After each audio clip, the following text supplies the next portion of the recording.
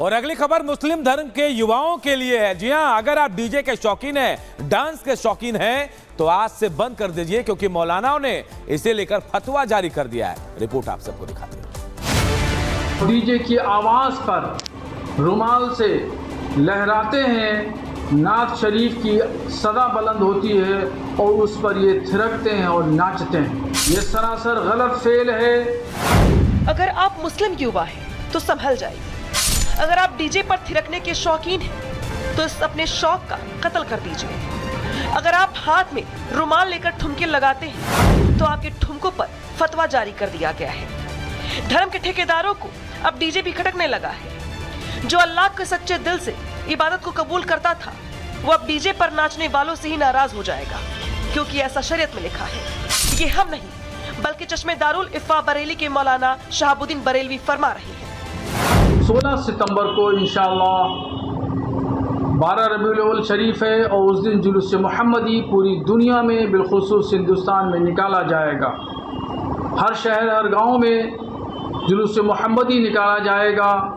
ये पाकीज़ा दिन, इस पाकीज़ा दिन पाकीज़ा जुलूस में भी नौजवान डीजे लेकर के आते हैं और डीजे की आवाज़ पर रुमाल से लहराते हैं, नात शरीफ की सदा बुलंद होती है और उस पर ये थिरकते हैं और नाचते हैं। ये सरासर गलत फेल है, शैतानी अमल है और शरीयत की रोशनी में नाजायज़ और हराम है। इतना ही नहीं, मौलाना शहाबुद्दीन ने धार्मिक जुलूस निकालने वाले अंजुमन से भी अपील की है कि डीजे पर डांस करने वालों से तौबा की जाए। ऐसे लोगों को जुलूस में शामिल ना होने दिया जाए। जो शख्स भी इस तरह करता हुआ दिखे तो उस पर गिरफ्त होना चाहिए और उससे बाज़पुर्स होना चाहिए, क्योंकि गैर शरई अमल करने वाले पर तौबा ज़रूरी है। और ऐसे शख्स को, ऐसी अंजुमनें जो जुलूस में लेकर के आती हैं, डीजे लेकर के आती हैं, गाने बाजे के सामान लेके आती हैं, ऐसी अंजुमनों को जुलूस से बिल्कुल बाहर कर देना चाहिए। ये फतवा बहराइच के निहाल रजा अंसारी के दारुल इफ्ता से पूछे गए सवाल पर दिया गया है। फतवे में कहा गया है, मजहबी जुलूसों में डीजे पे थिरकने वालों से अल्लाह नाराज हो जाएंगे। ऐसे लोगों की इबादत को कबूल नहीं करेंगे। जहां सूफी संतों ने अल्लाह की इबादत के लिए संगीत को जरिया बनाया था, अब वहीं ऐसे मौलाना संगीत और डीजे को हराम बता रहे हैं। फतवा जारी होने के बाद अब मुस्लिम युवाओं को धार्मिक आयोजन में शामिल होने से पहले मौलाना की हिदायत को ध्यान में रखनी पड़ेगी। Bureau report, Republic Bharat. इधर खालिस्तान का समर्थन करने वाले कनाडा के प्रधानमंत्री जस्टिन ट्रूडो को बड़ा झटका लगा है। जस्टिन ट्रूडो की पार्टी को समर्थन करने वाली न्यू डेमोक्रेटिक पार्टी ने अपना समर्थन वापस ले लिया। इसके बाद कहा जा रहा है कभी भी ट्रूडो की सरकार गिर सकती है। रिपोर्ट आप सबको दिखाते हैं।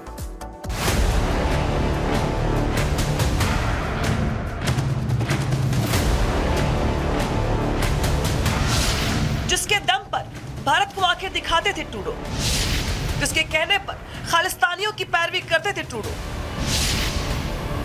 उसी खालिस्तानी समर्थक जगमीत सिंह ने ट्रूडो को बड़ा झटका दिया है। जगमीत सिंह ने ट्रूडो की घंटी बजा दी। दरअसल हुआ यूं कि एनडीपी के नेता जगमीत सिंह ने जस्टिन ट्रूडो की अल्पमत सरकार को साल 2022 में समर्थन दिया था और जगमीत सिंह की कृपा पर ही जस्टिन ट्रूडो की सरकार चल रही थी।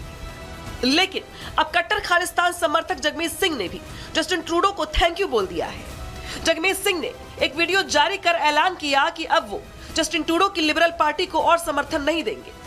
जगमीत सिंह ने साफ कह दिया है कि वो समर्थन वापस ले रही हैं। और उनके इसी ऐलान के बाद कनाडाई प्रधानमंत्री जस्टिन ट्रूडो राजनीतिक संकट में घिर गए। समर्थन वापसी के ऐलान के बाद ट्रूडो को अब अपनी सरकार चलाने के लिए विपक्षी दलों पर निर्भर रहना पड़ेगा, खास तौर पर तब जब संसद में विश्वास मत की जरूरत होगी। अगर अभी चुनाव होते हैं तो हालिया सर्वे के अनुसार जस्टिन ट्रूडो की लिबरल पार्टी को भारी हार का सामना करना पड़ सकता है। हालांकि कनाडा में अगला चुनाव अक्टूबर 2025 तक होना है, लेकिन अगर कनाडाई संसद में विश्वास मत हुआ तो उसका नतीजा सत्ता जानी तय है। अगर जस्टिन ट्रूडो को अपनी सरकार बचानी है तो उन्हें नए गठबंधन की कोशिश करनी होगी। एनडीपी के नेता और खालिस्तान समर्थक जगमीत सिंह का यूं मुंह मोड़ना जस्टिन ट्रूडो के लिए इसलिए भी बड़ा झटका माना जा रहा है क्योंकि इसी जगमीत सिंह के कहने पर ही जस्टिन ट्रूडो ने भारत के साथ संबंध खराब किए और इसी जगमीत सिंह के कहने पर ही ट्रूडो खुलकर खालिस्तानियों की पैरवी करते रहे। लेकिन अब खालिस्तान भी ट्रूडो के काम नहीं आया और ट्रूडो सबसे बड़े राजनीतिक संकट में घिर गए। Bureau report, Republic Bharat. गृहमंत्री अमित शाह आज से 2 दिनों के दौरे पर जम्मू कश्मीर में रहेंगे। केंद्रीय गृहमंत्री अमित शाह जम्मू कश्मीर विधानसभा चुनाव के लिए बीजेपी का संकल्प पत्र जारी करेंगे। अमित शाह 2 बजे जम्मू पहुंचेंगे। इस दौरान बीजेपी के घोषणा पत्र को जारी करेंगे। कोलकाता के आरजीकर मेडिकल कॉलेज के पूर्व प्रिंसिपल की याचिका पर आज सुप्रीम कोर्ट में सुनवाई। संदीप घोष ने करप्शन केस में हाईकोर्ट पर उनका पक्ष नहीं सुनने का आरोप लगाया है।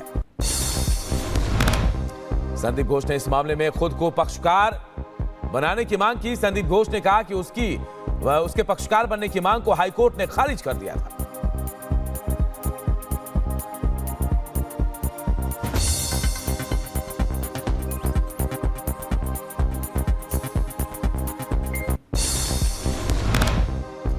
कांग्रेस नेता राशिद अल्वी ने शिमला में मस्जिद हटाने की मांग पर कहा वो वक्फ की जमीन है, उसको गिराने का कोई सवाल नहीं।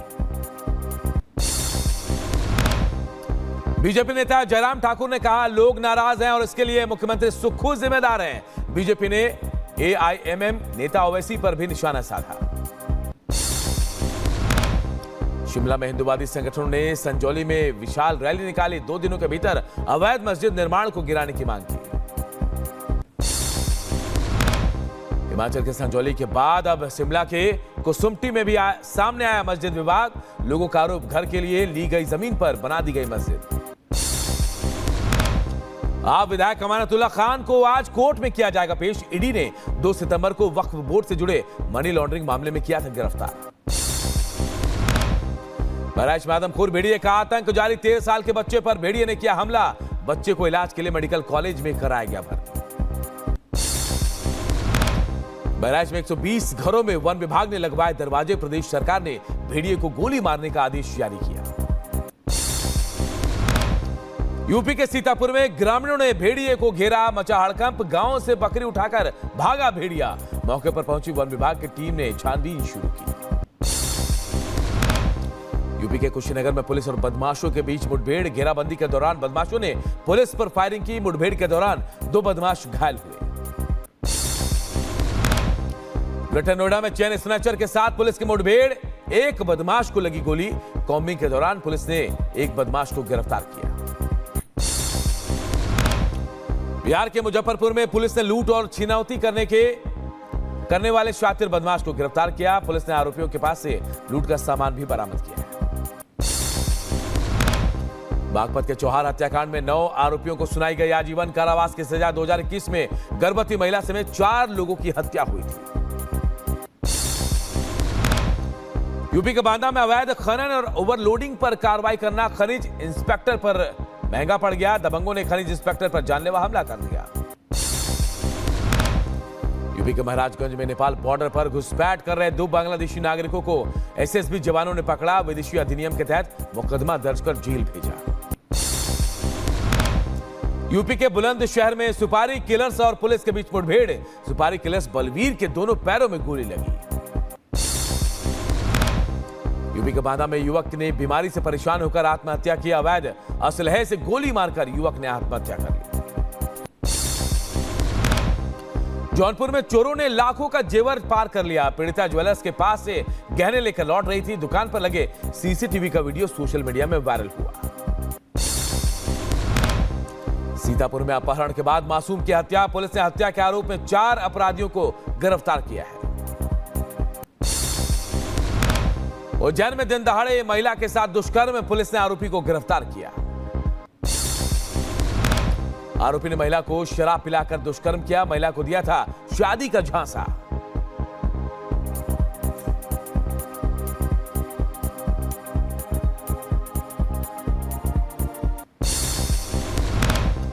तेलंगाना में भद्रादी में पुलिस ने 6 माओवादियों को ढेर किया। मुठभेड़ में पुलिस के 2 जवान भी घायल हुए हैं।